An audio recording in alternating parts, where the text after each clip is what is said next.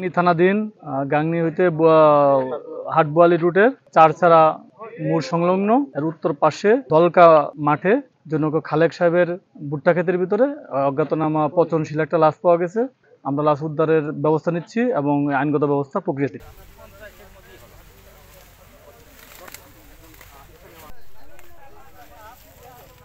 কি অবস্থা?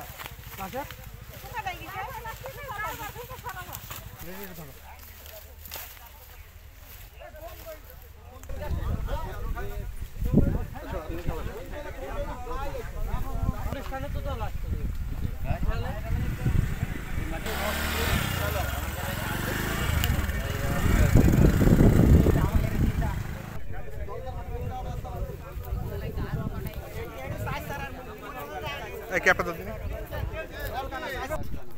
কেন